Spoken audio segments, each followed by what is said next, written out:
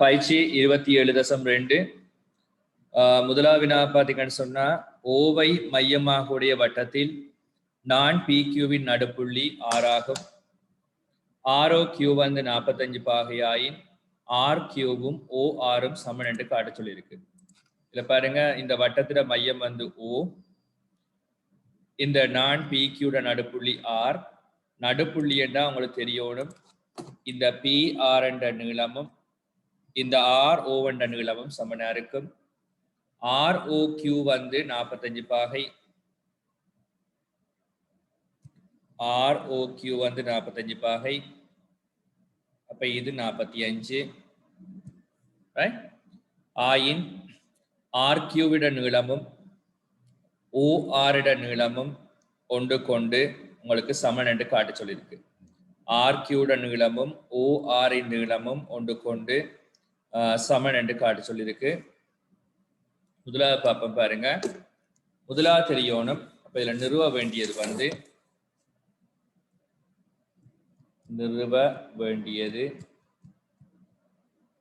RQ Saman OR. RQ Saman OR right. RQவும் ORம் ஒன்று கொண்டு சமன் என்று காட்ட சொல்லியிருக்கு. அப்ப நிறுவலை பாருங்க. முதலாவது நிறுவல்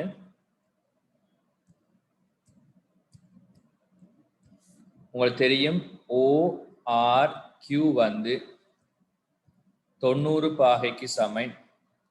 காரணம் தெரியும், நானின் நடுப்புள்ளியையும்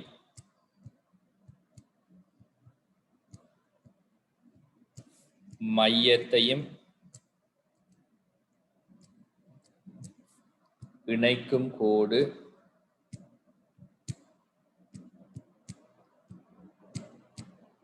அந்நாணிற்கு செங்குத்து. அந்நாணிற்கு செங்குத்து ரைட். நானின்ற நடுப்புள்ளியையும் மையத்தையும் இணைக்கிற கோடு அந்த நாணுக்கு செங்குத்தா இருக்கும். முதலாவது உங்களுக்கு தெரியணும், இந்த ORQ என்று சொல்றது 90 பாகைக்கு சமனாக இருக்கும்.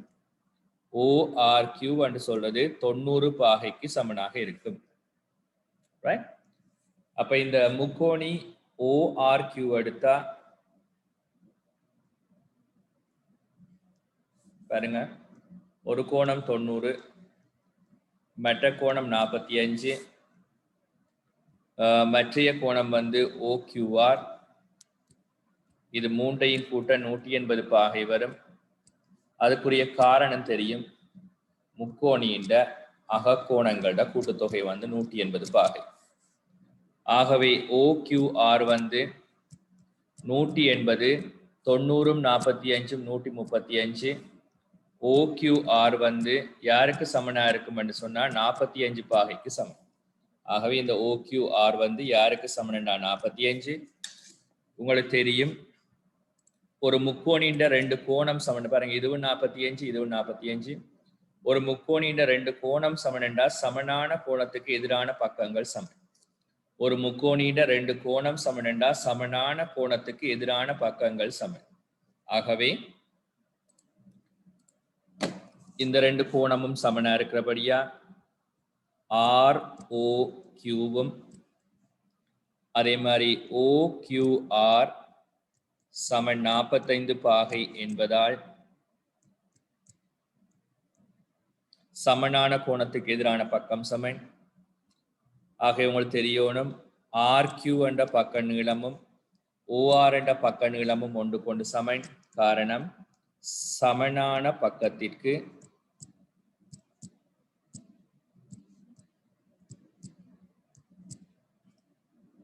சமனான பக்கம் இல்ல, சமனான கோணத்திற்கு, அதாவது 2 கோணம் சமன் என்று சொன்னா சமனான கோணத்துக்கு எதிரான பக்கங்கள் சமன். ஆகவே சமனான கோணத்திற்கு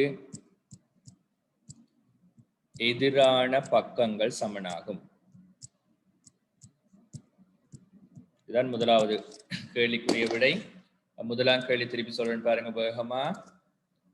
இது நடுப்புள்ளி என்றபடியா 90 பாகை. மையத்தையும் நாணின் நடுப்புள்ளியும் இணைக்கிற கோடு 4க்கு செங்குத்து. இது 45. 90 45 135 மிச்சம் 45. இந்த ரெண்டு கோணமும் சமனா இருக்கிறபடியா சமனான கோணத்துக்கு எதிரான பக்கம் சமன். ஆக இந்த ஆர்கியூவின் நீளமும் இந்த ஓஆரின் நீளமும் ஒன்று கொண்டு எப்படி இருக்குன்னு சொன்னா சமனா இருக்கும். இரண்டாவது கேள்வி, ஏபி என்பது ஓவை மையமாக உடைய ஒரு வட்டத்தின் நாணாகும். அதோட நடுப்புள்ளி வந்து சி. நீட்டப்பட்ட ஓசியானது வட்டத்தை டியில சந்திக்குது. ஏடியும் டிபியும் ஒன்று கொண்டு சமனிட்டு காட்டட்டான். இதில் நிறுவ வேண்டியது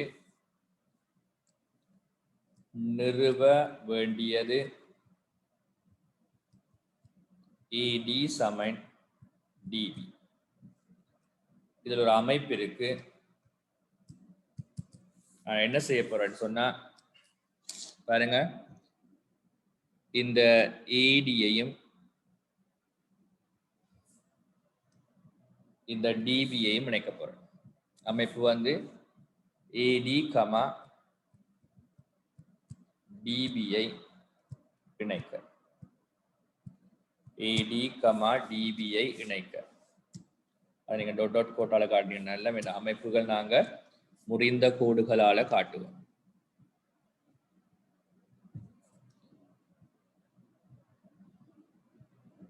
சரியா? ரைட். நிறுவல பாருங்க.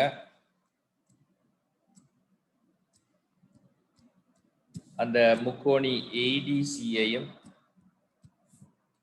முக்கோணி பிடிசியையும் எடுத்தா முதலாவது சொல்றேன் பாருங்க ஒருக்கா. உங்களுக்கு தெரியணும் ஏசிடி என்ற கோணமும் பிசிடி என்ற கோணமும் யாருக்கு சமனாக இருக்கும்னு சொன்னா 90 பாகைக்கு சமன். காரணம் தெரியும், மையத்தையும் நாணின் நடுப்புள்ளியையும் இணைக்கிற கோடு பாருங்க. மையத்தையும் நாணின் நடுப்புள்ளி இணைச்சா 90 92 இதுவும் 90 இருக்கும், இதுவும் 90 இருக்கும். மையத்தையும் நாணின் நடுப்புள்ளியையும் இணைக்கிற கோடு அந்த நாணுக்கு செங்குத்து. அப்ப உங்களுக்கு தெரியணும் ஏசிடி என்ற கோணமும் பிசிடி என்ற கோணமும் 90 பாகையா இருக்கும். காரணம் மையத்தையும் நாணின் நடுப்புள்ளியையும் இணைக்கிற கோடு அந்த நாணுக்கு செங்குத்தண்ட காரணத்தை எழுதிவிடுங்க. மையத்தையும் நாணின் நடுப்புள்ளியையும் இணைக்கும் கோடு அந்த நாணுக்கு செங்குத்தா இருக்கும்.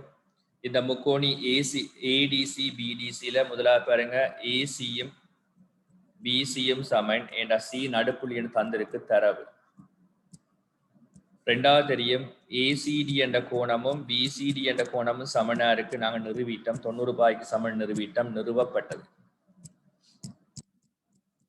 மூன்றாவது பாருங்க, டிசி என்ற பக்கம் டிசி என்ற பக்கத்துக்கு சமனா இருக்கும் பொது.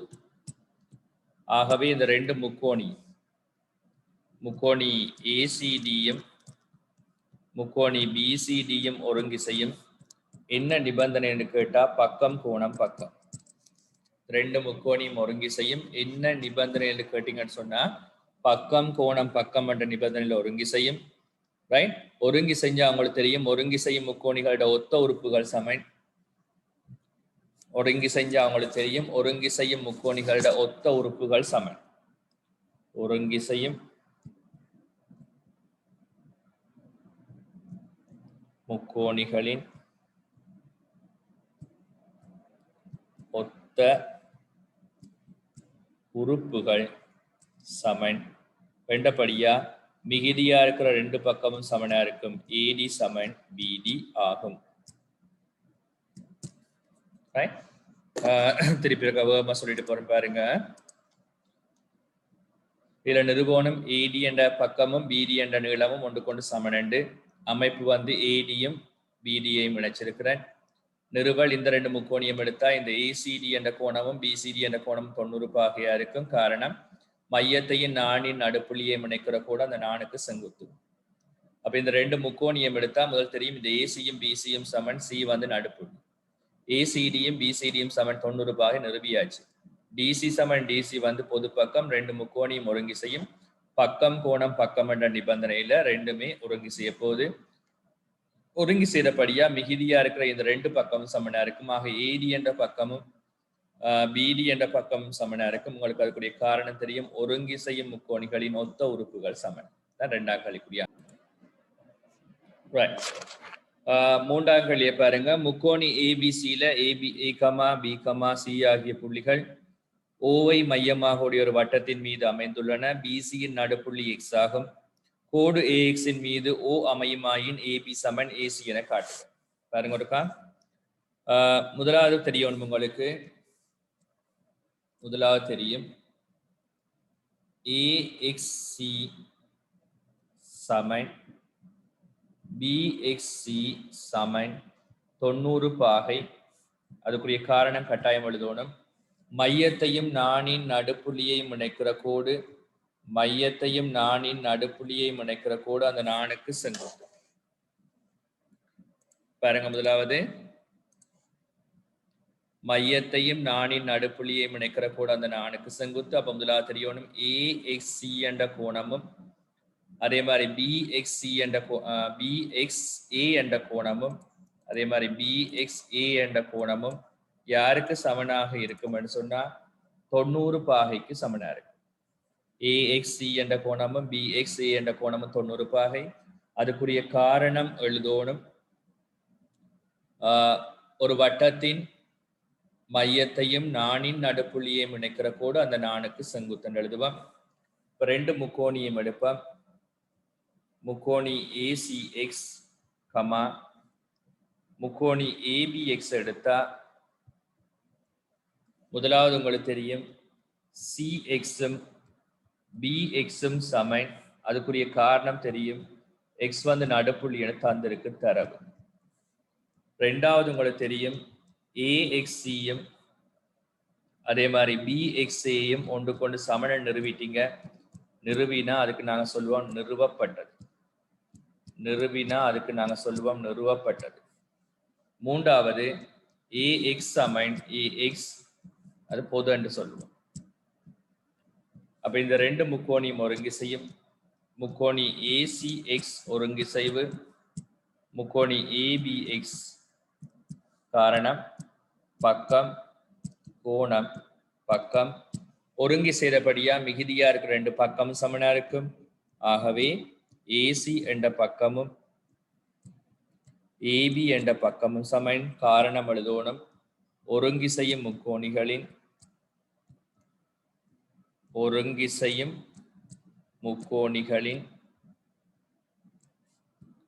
ஒத்த உறுப்புகள் சமன். ஒத்த உறுப்புகள் சமன். ஒருங்கிசையும் முக்கோணிகளின் ஒத்த உறுப்புகள் வந்து சமனா இருக்கும். இதுதான் அதுக்குரிய காரணமா இருக்கும். ஏசி என்ற பக்கமும் ஏபி என்ற பக்கமும் சமனா இருக்கும். காரணம் ஒருங்கிசையும் முக்கோணிகளோட ஒத்த உறுப்புகள் சமன். திருப்பி சொல்லுன்னு பாருங்க. முதலாவது நான் சொன்னான் இதுவும் 90. மையத்தையும் நாணின் நடுப்புள்ளியையும் இணைக்கிற கூட அந்த நாணுக்கு செங்குத்து. இந்த ஏசி எக்ஸ் என்ற முக்கோணியையும் ஏபி எக்ஸ் என்ற முக்கோணியையும் எடுத்தா முதலாவது உங்களுக்கு தெரியணும் சிஎக்ஸும் பிஎக்ஸும் சமனா இருக்கும் தரவு. சிஎக்ஸ்ஏயும் பிஎக்ஸ்ஏயும் சமனா இருக்கு நிறுவியாச்சு. ஏஎக்ஸ் சமன் ஏஎக்ஸ் பக்கம் கோணம் பக்கம் என்ற ஒழுங்குல ஒருங்கி செய்யும். ஒருங்கி செய்யறபடியா மிகுதியா இருக்கிற ரெண்டு பக்கமும் சமன். ஏசி என்ற பக்கம் ஏபி என்ற பக்கத்துக்கு சமனா இருக்கும். ஒருங்கி செய்யும் முக்கோணிகளோட ஒத்த உறுப்புகள் சமன் என்றபடியா. அடுத்த கேள்வி பாருங்க. நாலாவது, ஓவை மையமாக உடைய ஒரு வட்டத்தில் PQ, QR என்பன ஒன்றுக்கொன்று செங்குத்தான ரெண்டு நான்களாகும். இந்த நான்களோட நடுப்புள்ளி வந்து எக்ஸும் வையும் தந்திருக்கு. OXQY ஒரு செவ்வகம் என்று காட்டுட்டான். OXQY ஒரு செவ்வகம் என்று காட்டுட்டான். நீங்க செவ்வகம் என்று காட்டுற பிள்ளைகள் ஒரு நாட்பக்களோட ஒவ்வொரு கோணமும் 90 பாகை என்று காட்டினா அந்த நாட்பக்கள் வந்து செவ்வகமா மாறும். முதலாவது சொல்றேன் பாருங்க. முதலாவது உங்களுக்கு தெரியும் இந்த OXQ வந்து 90 பாகையா இருக்கு. வேணா மையத்தையும் நாணின் நடுப்புள்ளியையும் இணைக்கிற கூட அந்த நாணுக்கு செங்குத்து. அதே மாதிரி OYQவும் 90 பாகையா இருக்கு. மையத்தையும் நாணின் நடுப்புள்ளியையும் இணைக்கிற கூட அந்த நாணுக்கு செங்குத்து. ஆகிய மிகுதியா இருக்கிற கோணம் கட்டாயம் 90 பாகையா இருக்கும். காரணம் வந்து ஒரு நாட்பக்களின் அகக்கோணங்களின் கூட்டுத்தொகை 360. ஒரு நாட்பக்கள் ஒவ்வொரு கோணமும் 90 பாகை என்றால் அந்த நாட்பக்களுக்கு நாங்கள் செவ்வகம் என்று சொல்லுவோம். ரைட். முதலாவது பாருங்க, PXும் XQவும் சமன் தந்திருக்கிறபடியா OXQ வந்து 90 பாகையா இருக்கு. மையத்தையும் நாணின் நடுப்புள்ளியும் இணைக்கிற கூட அந்த நாணுக்கு செங்குத்து. ரெண்டாவது QYயும் YRம் சமன் தந்திருக்கிறபடியா OYQ வந்து 90 பாகைக்கு சமனா இருக்கும். அதுக்குரிய காரணம் மையத்தையும் நாணின் நடுப்புள்ளியும் இணைக்கிற கூட அந்த நாணுக்கு செங்குத்து. இப்ப நாட்பக்கள்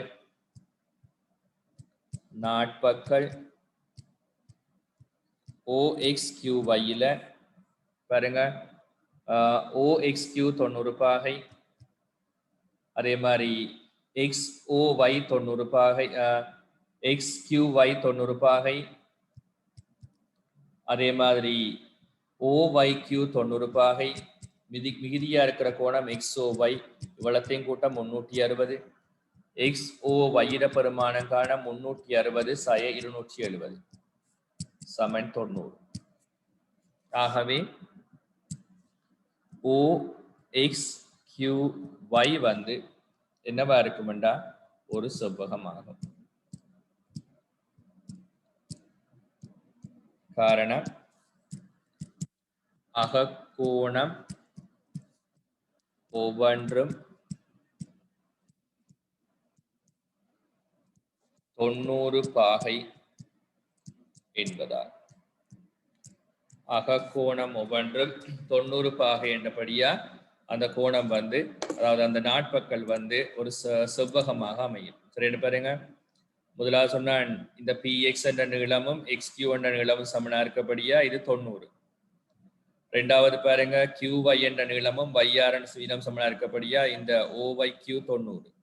காரணம் மையத்தையும் நாணின் நடுப்புள்ளியையும் இணைக்கிற கோடு நாணுக்கு செங்குத்து. இந்த நாட்பக்கள் OXQY எடுத்தா 90, இது 90 தந்திருக்கு, இது 90, நாளையும் கூட்டம் 360, XOY பெருமானம் 360 இருந்து 270 கழிங்க, ஆகவே 90. ஒரு நாட்பக்களின் ஒவ்வொரு கோணமும் 90 பாகைன்னு சொன்னா அந்த நாட்பக்களுக்கு தான் நாங்க செவ்வகம் என்று சொல்லுவோம். ரைட், அடுத்த பாருங்க ஒருக்கா, ஓவை மையமாக உடைய ஒரு வட்டத்துல AB, CD என்பன 2 நாண்கள் தந்திருக்கு.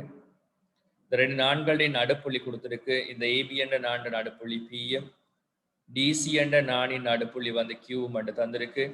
நீட்டப்பட்ட 2 நாண்களும் Mல சந்திக்குது. இப்ப நீங்க நிறுவ வேண்டியது POQவும் இந்த PMQவும் நீங்க காட்டணும். மிகை நிரப்பன்னு சொன்னா 2ஐயும் கூட்ட உங்களுக்கு எத்தனை பாகை வருதுன்னு சொன்னா 180 பாகை வருதுன்னு காட்ட போறீங்க.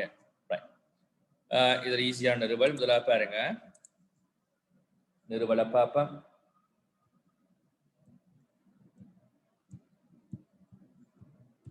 முதலாவது தெரியும் AP சமன் PB தரவு சமனா இருக்கிறபடியா இது 90 பாகை. அதாவது OPB சமன் 90 பாகை. காரணம் எழுதுவீங்க, மையத்தையும் நாணின் நடுப்புள்ளியையும் இணைக்கிற கூட அந்த நாணுக்கு செங்குத்து. ரெண்டாவது பாருங்க, DQ சமன் QC தந்திருக்கு தரவு. தந்திருக்கிறபடியா இந்த OQC என்ற கோணமும் 90 பாகைக்கு சமனா இருக்கு. அதுக்குரிய காரணம் எழுதுவீங்க, மையத்தையும் நாணின் நடுப்புள்ளியையும் இணைக்கிற கூட அந்த நாணுக்கு செங்குத்து. அப்ப இதுவும் 90. அப்ப நான் அடுத்து எடுக்க போறேன் நாட்பக்கள்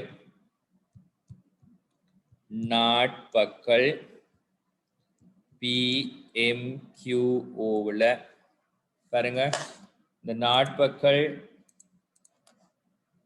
PMQOல பாருங்க, இது 90, இது 90, அடுத்த இந்த கோணம் இருக்கு, அடுத்த இந்த கோணம் இருக்கு. நாளையும் கூட்டினா உங்களுக்கு 360 பாகை வரும். 90 சக 90. அதே மாதிரி PMQ என்ற கோணத்தையும் அதே மாதிரி POQ என்ற கோணத்தையும் கூட்ட 360 பாகைக்கு சமம். 90 சக 90. PMQ என்ற கோணத்தையும் POQ என்ற கோணத்தையும் கூட்ட 360.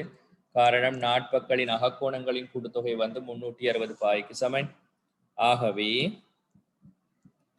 PMQ சக POQ 360 90 90 180 கழிக்கோணம் 360 180 கழிச்சா 180 பாய்க்கு சமம். பாருங்க POQவையும் PMQவையும் கூட்ட 180 பாகை வருது. அதுக்கு தான் நாங்க சொல்ற பேர் வந்து மிகை நிரப்பு கோணம் என்று சொல்லுவோம். சரியாது? ரைட். இப்ப நாங்க அடுத்த வினாவை பார்ப்போம். ஓவை மையமாக உடைய வட்டத்துல வந்து AB, BC வந்து 4 தந்திருக்கு. இதுல வந்து POQவோட பெருமானம் யார் யாருக்கு சமன்னு சொன்னா BAC சக ACQவோட பெருமானத்துக்கு சமன், அதாவது ACBயோட பெருமானத்துக்கு சமன் காட்டி சொல்லுது. ரைட், இதை கொஞ்சம் கவனமா பாருங்க. முதலாவது உங்களுக்கு தெரியணும் பாருங்க, இந்த AP என்ற நீளமும் PB என்ற நீளமும் சமனா இருக்கிறபடியா இது 90 பாகையாக இருக்கு. அதாவது OPB வந்து 90 பாகையா இருக்கும். அதே மாதிரி பாருங்க CQ என்ற நீளமும் QB என்ற நீளமும் சமனா இருக்கபடியா OQB வந்து 90 பாகையாக இருக்கும். மையத்தையும் நாணின் நடுப்புள்ளியையும் இணைக்கிற கூட அந்த நாணுக்கு செங்குத்து. அப்ப உங்களுக்கு தெரியணும் POQ என்ற கோணத்தையும் PBQ என்ற கோணத்தையும் கூட்ட 180 பாகை வரப்போகுது. இப்ப நான் முதலாவது சொல்றேன் பாருங்க.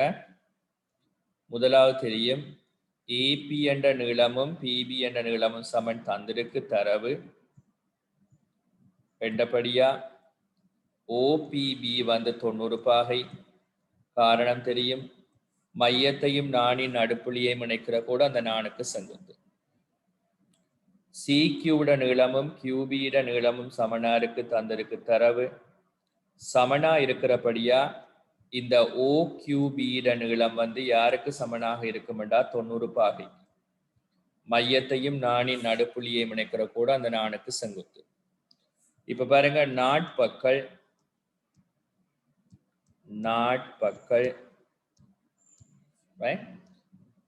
OPBQல 90 பாகை 90 பாகை. அதே மாதிரி POQ, அதே மாதிரி PBQ இவ்வளத்தையும் கூட்ட யாருக்கு சமனா இருக்கும்னு சொன்னா 180 பாகைக்கு சமன். 180ல 360 ஒரு நாட்பற்கள் என்ற அகக்கோணங்களின் கூட்டுத்தொகை. ஆகவே POQவும் PBQவும் 360 90 90 180 கழிக்கோணம் 90 சக 90 180 கழிப்பீங்க, கழிச்சா 180 பாகை. சரிதானே? முதலாவது உங்களுக்கு தெரியும் பாருங்க, இந்த கோணத்தையும் இந்த கோணத்தையும் கூட்ட 180. அடுத்த கவனிங்க ஒருக்கா, இந்த பெரிய முக்கோணி எடுத்தோம்னு சொன்னா இந்த பெரிய முக்கோணியில இந்த கோணம், அதாவது BAC என்ற கோணம், அதே மாதிரி ACB என்ற கோணம், அதே மாதிரி ABC என்ற கோணம் மூன்றையும் கூட்ட 180 பாகைக்கு சமனா இருக்கு. முக்கோணி ABCல யார் யாருன்னு சொன்னா BAC, ACB, அதே மாதிரி ABC மூன்றையும் கூட்ட 180. காரணம் தெரியும், முக்கோணிட அகக்கோணம். இனி கவனிங்க ஒருக்கா, இந்த POQவையும் PBQவையும் கூட்ட 180, இதையும் கூட்ட 180, இதுவும் 180, இதுவும் 180. இது ரெண்டும் சமனா இருக்கிறபடியா இந்த கணியமும் இந்த கணியமும் ஒன்று கொண்டு சமனா இருக்கு. அப்ப அடுத்த வரியில எழுதலாம் POQ என்ற கோணத்தோட PBQ என்ற கோணத்தை கூட்ட வார விடையும் BAC, ACB, ABCக்கு சமன். ஏன்னா சமனான கணியத்துக்கு சமனான கணியங்கள் சமன். ஆனா உங்களுக்கு தெரியும் பிள்ளைகள், ஆனா எங்களுக்கு தெரியும் பாருங்க, இந்த PBQ என்ற கோணமும் ABC என்ற கோணமும் சமன். ஆனா எங்களுக்கு தெரியும் ஆனால் பிபிக்யூவும் ஏபிசியும் ஒரே கோணம்தான். ரெண்டு சமனான கோணம் என்றால் அந்த ரெண்டு சமனான கோணத்தையும் உங்களுக்கு வெட்டலாம்.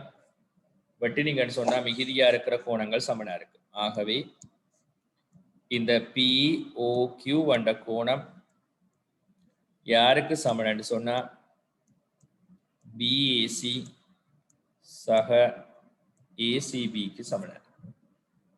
ரைட், இதுதான் அதுக்குரிய நிறுவல். திருப்பி வேகமா சொல்லிட்டு போறேன்னு பாருங்க. முதலாவது இந்த நாட்பக்கள் எடுத்தோம்னு சொன்னா 90 90 இதையும் கூட்ட 4ஐயும் கூட்ட 360. அப்ப இதையும் கூட்ட 180 வரும். பெரிய முக்கோணி எடுத்தா இந்த மூன்று கோணத்தையும் கூட்ட 180 வரும். 180 சமனா இருக்கிறபடியா மிகுதியா இருக்கிற ரெண்டு கோணமும் சமன். அப்ப பிஓக்யூ சக பிபிக்யூவும் பிஏசி ஏசிபி ஏபிசி என்ற கூட்டுத்தொகை சமன். ஆனா எங்களுக்கு தெரியும் பிபிக்யூவும் ஏபிசி என்றது ஒரே கோணம். அப்ப ரெண்டு கோணத்தையும் வெட்டலாம். இப்ப பிஏக்யூன்னு சொல்றது பிஏசி சக ஏசிபிக்கு சமனாக இருக்கும். Right right. ஏழாவது கேள்வி வந்து ஓவை மையமாக உடைய ஒரு வட்டத்துல பிக்யூ கமா ஆர்எஸ் என்பன சமனான நான்களாகும். அவற்றின் நடுப்புள்ளிகள் வந்து எக்ஸும் வையும் என்று தந்திருக்கு. சமனான நான்கள் சொன்னா அவங்களுக்கு தெரியணும். உதாரணமா இந்த நீளம் 10 இருந்தா இந்த நீளம் 10, நடுப்புள்ளி என்றபடியா இது 5 இது 5 இது 5 இது 5 இருக்கும். ரெண்டு நான்களும் சம நீளம் என்று தந்திருக்கு. இது 5 சொன்னா இதுவும் 5 இருக்கும், இது 5 சொன்னா இதுவும் 5 இருக்கும். ரைட். அப்ப இதுல முதலாவது தெரியும் PQ நீளமும் SR நீளமும் சமன் தரவு. ரெண்டையும் ரெண்டால பிரிச்சா PQ-வின் கீழ் 2 சமன் SR-இன் கீழ் 2. அது அரைவாசியா பிரிச்சா இங்க PX-இன் நீளமும் அடுத்த SY-இன் நீளமும் சமன். காரணம் X, Y வந்து நடுப்புள்ளி.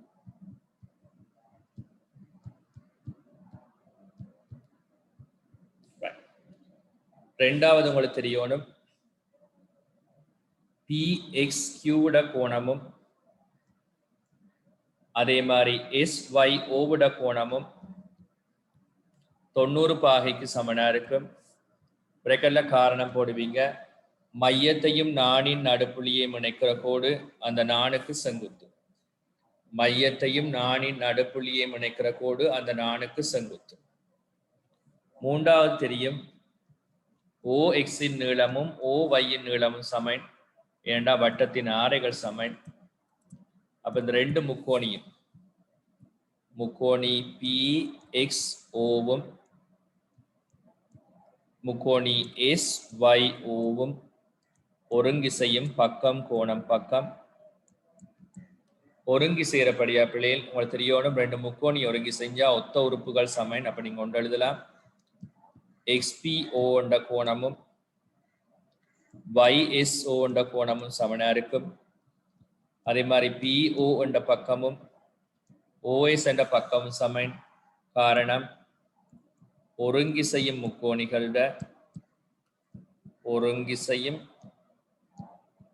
முக்கோணியின் ஒத்த உறுப்பு சமன். இப்ப இதுல நாங்க நிறுவியாச்சு பாருங்க. ஒருக்கா நிறுவிட்டம் POவும் OSம் சமன் என்று இந்த கோணமும் சமன். அடுத்து உங்களுக்கு தெரியணும். அடுத்தது உங்களுக்கு தெரிய வேண்டியது இந்த POவும் OSம் சமனா இருக்கிறபடியா ஒரு முக்கோணின் ரெண்டு கோணங்கள் சமனண்டா சமனான கோணத்துக்கு எதிரான பக்கங்கள் சமன். சமனான கோணத்துக்கு எதிரான பக்கங்கள் சமன். அப்ப அதுல பாருங்க சமனான கோணத்துக்கு எதிரான பக்கங்கள் சமன். அப்ப எங்களுக்கு தெரியும் முக்கோணி POSல OPS என்ற கோணமும் OSP என்ற கோணமும் சமனா இருக்கும். காரணம் இரு சமபக்க முக்கோணி ஒன்றில் சமனான பக்கத்துக்கு எதிரான கோணங்கள் சமன். இரு சமபக்க முக்கோணி ஒன்றில் சமனான பக்கத்துக்கு எதிரான கோணங்கள் சமன். இது ஒரு முதலாம் சமன்பாடு என்றும் இது இரண்டாம் சமன்பாடு என்றும் எடுக்கலாம். ரைட். இருசாபக்க முக்கோணியம்ல சமனான பக்கத்துக்கு எதிரான கோணங்கள் சமன். நான் இந்த முதலாம் சமன்பாட்டையும் இரண்டாம் சமன்பாட்டையும் கூட்ட போறேன். முதலாவது சமன்பாட்டையும் இரண்டாவது சமன்பாட்டையும் கூட்ட போறேன். முதலாம் சமன்பாட்டுல வந்து எக்ஸ் பி ஓவோட ஓபிஎஸ் கூட்டணும்.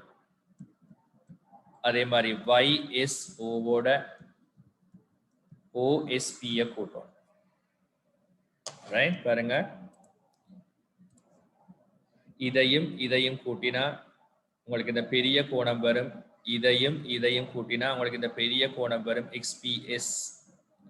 அந்த ரெண்டு கோணத்தையும் கூட்டினா உங்களுக்கு பெரிய கோணம் வரப்போகுது XPS. அதே மாதிரி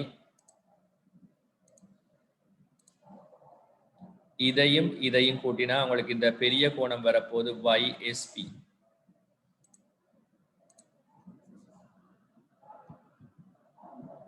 அது ரெண்டும் ஒன்று கொண்டு எப்படி இருக்கும் சொன்னா சமனா இருக்கும். திருப்பி சொல்றேன் பாருங்க வேகமா. இது ரெண்டும் சமனான நானண்டபடியா இதை ரெண்டால பிரிச்சா PX வரும், இதை ரெண்டால பிரிச்சா SY வரும். இது 90, இது 90. காரணம் வந்து மையத்தையும் நாணின் நடுப்புள்ளியையும் இணைக்கிற கோடு அந்த நாணுக்கு செங்குத்து.